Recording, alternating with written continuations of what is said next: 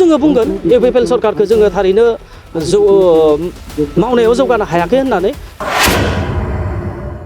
हाग्रामा महिलारि सरकार सालायनाया जोबोद मोजांमोन।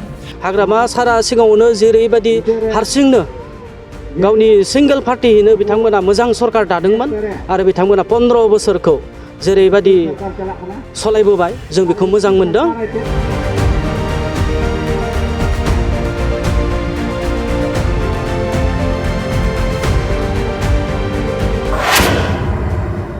अंगनबादि मिरुखौ राननानै गुबुनाव हरबाय।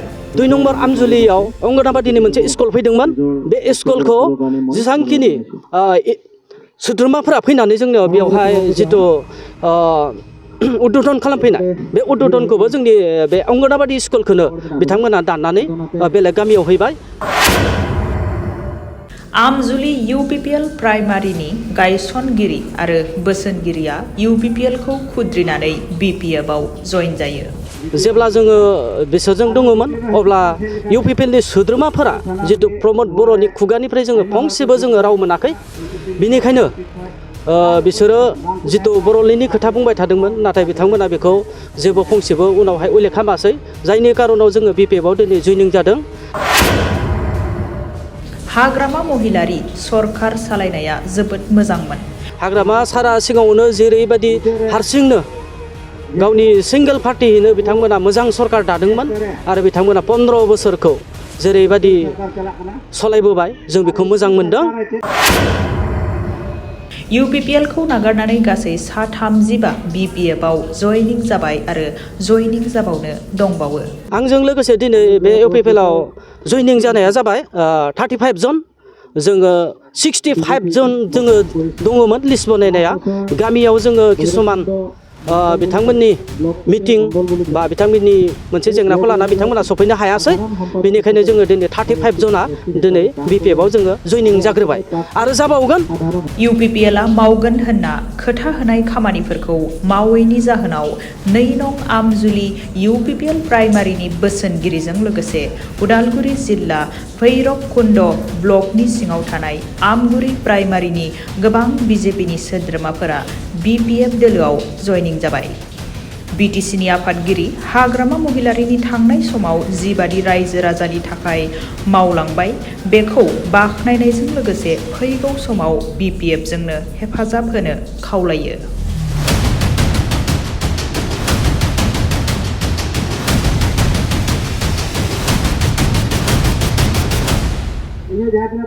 जोङो इउपिपिएलआव जितु जोङो दङमोन सिगाङाव जितु जोङो बे इउपिपिएलआव थानाय समाव ओरैबायदि आमजुलि प्राइमारि जानानै निस्सय बे आमजुलि प्राइमारियाव इउपिपिएलनि सोद्रोमाफोर गैयामोन। निस्सय जोंनो 2 साथामजों जोङो आमजुलि प्राइमारिखौ दादोंमोन। ओरैबायदि खस्थ'यै जोङो दादोंमोन। बिदिनो जोङो सिगाङाव परिबर्तन जितु स्ल'गान आसाम 50-50 जितु बर'लेण्ड मोननांगौ बे खोथाखौ बुंदोंमोन। नाथाय जों बिदिनो थालांनानै जों बहुद खस्थ'नि गेजेरजों जोङो सौसिबोबाय। नाथाय एग्रिमेन्ट जेथिया 2020नि 27 थारिखआव जेब्ला जानुवारिनि 27 थारिखआव जेब्ला एग्रिमेन्ट जायो बिनि उनाव थाबोबाय। जेब्ला सरकारखौ बिसोरो गठन खालामबाय, सरकार गठन खालामनानै जेब्ला जोङो बिसोरजों दङमोन अब्ला इउपिपिएलनि सोद्रोमाफोरा जितु प्रमद बर'नि खुगानिफ्राय जोङो फंसेबो जोङो राव मोनाखै। बिनिखायनो बिसोरो जितु बर'लेण्डनि खोथा बुंबाय थादोंमोन नाथाय बिथांमोना बेखौ जेबो फंसेबो उनावहाय उल्लेख खालामासै, जायनि खारनाव जोङो बिपिएफआव दिनै जइनिं जादों।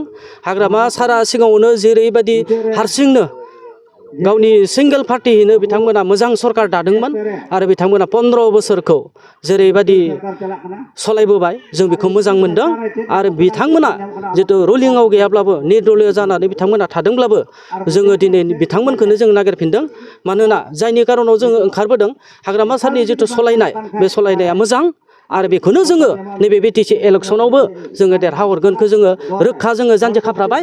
आरो लोगोसे नैबे एमपि इलेक्सन बे एमपि इलेक्सनावबो जोङो जेरैबायदि जोङो बोलो होनानै गासैबो जोङो दिनै जितु जइनिं जादों बे जइनिं जानाय सोद्रोमाफोरखौ जोङो लोगोसे लालायनानै जोङो बे एमपि इलेक्सनावबो जोङो दैथायहरगोन। आङो इउपिपिएलआव एडभाइजार बिबानाव दङमोन, आमजुलिनि एडभाइजार बिबानाव। गुबुन सोद्रोमाफोरा बिदिनो प्राइमारिनि प्रेसिडेन्ट सेक्रेटारिफोर दङमोन नाथाय बेयाव आङो मेन लिग लानानै आङो एडभाइजाराव दङमोन इउपिपिएलाव जोङो जइनिं सिगाङाव दङमोन खिन्थु दायो जोङो इउपिपिएल बिपिएफआव जइनिं जानाय बिथांमोननि कमजोरिखौ जोङो बुंनो हागोन रोखाहै मानोना बिथांमोननि जिथु सोद्रोमाफोर गोजौनिफ्राय गाहायसिम जिथु मावथि हान्जाफोर बे मावथि हान्जाफोरा नंगौ निस्सय बेक्तिगत जिबनाव बिसोरो गावसोरनिखौल' लोगो लालायो आरो गावसोरनि प्राइमारियाव जेसांखिनि मानसिफोर दङ बे प्राइमारिजोंल' बिसोरो लोगो लालायनानै मावो नाथाय गामिनि जेसांखिनि सोद्रोमाफोर दङ बे सोद्रोमाफोरखौ बिथांमोना लोगो लालायनानै मावनो खामानि हायाखै दिनै आङो 2 नम्बर आमजुलि बादाम फारामनि जोंनि गामियाव दासिमहालागै 5 बोसोर कमप्लिट जासिगोन जोंनि गामियाव दाहालागै जोङो जेबो खामानि मोनाखै आरो जोंनि लामाफोरा ओरैबायदि जेनेबा अन्थाइजों जोङो सोलिनो गोनां जायो आरो बेजोंनो लोगोसे प्लास मोनसे खोथाखौ बुंनो गोनां जागोन जोंनि 2 नम्बर आमजुलियाव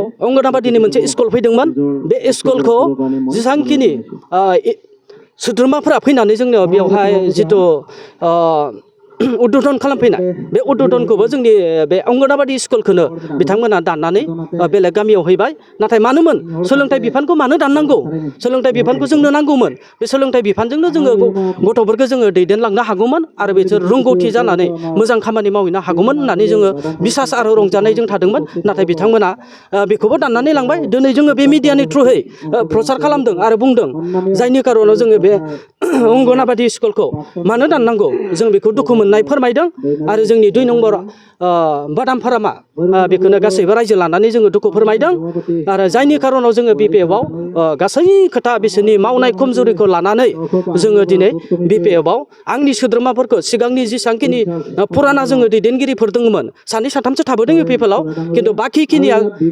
जोंजों लोगोसे दायो बिपिएफआव गोरा मोजां हाबा मावलांनो थाखाय जोङो निस्सय जानजि खाफ्रामनानै जोङो ओंखारबोबाय थारैनो जोङो बुंगोन इउपिपिएल सरकारखौ जोङो थारैनो मावनायाव जौगानो हायाखै होननानै मानोना बिथांमोना बेलेग एरियानिखौ जों बुंनो थाङा जोंनि आमजुलि एरिया जिखिनि बिसोरो लामा 2 मोनथाम मावदों खिन्थु बाखि लामाफोरखौ बिसोरो दासिमबो मावनो हायाखै आरो बिथांमोना जिखिनि खामानि रायजोखौ लानानै मावनो गोनां बे दायथ'खौ बिथांमोना बाना आंजों लोगोसे दिनै बे इउपिपिएलाव जइनिं जानाया जाबाय 35 जन जोङो 65 जन जोङो दङमोन लिस्ट बनायनाया गामियाव जोङो किसुमान बिथांमोननि मिटिं बा बिथांमोननि मोनसे जेंनाखौ लाना बिथांमोना सफैनो हायासै बेनिखायनो जोङो दिनै 35 जना दिनै बिपिएफआव जोङो जइनिं जाग्रोबाय आरो जाबावगोन आरो लोगोसे जोङो बेखौनो बे मिडियानि थ्रुयै बुंबावो जोङो बिपिएफनि जिथु जइनिं जानायाव मोनसे जोंहा थांखि दङ बे थांखिया जाबाय जोंनि हाखौ लानानै जोङो बहुद दुखुनांथावना हाखौ जोंनि खाजोना रसिद जितु जोङो बेखौ ब्लक खालामनानै बिसोरो ब्लक खालामना होजोब्बाय जोङो बेखौ ब्लक खालामनायखौ जोङो दुखु मोनदों लोगोसे आरो बिथांमोना कागज बनायनो होनाय खिन्थु बेखौ फरेस्ट लेन्ड जितु फरेस्ट लेन्डथिं बिथांमोना मावनो होदों खिन्थु जोङो बेखौ मावा मानोना जोंखौ एसेबां दुखु होनाङामोन जितु बाखिखिनि बिथांमोननि हानि खुरां बिथांमोना बेखौ ब्लक खालामना होबाय जोङो बेयाव दुखु मोनदों आरो लोगोसे दा हाग्रामा सारनि जितु सरकार फैगोन बेयाव प्रथम मावगोनानो जाबाय हानि खामानि आरो बे हाखौ जोङो इजि प्रसेसैनो जोङो मावनानै हाग्रामा सारा जोंनो होगोन होननानै जोङो आसा खालामनानै दिनैनि बे बिपिएफआव जोङो बेफोरखौ थांखिखौ लानानै गासै थांखिखौ लानानै दिनै जोङो जइनिं जादों।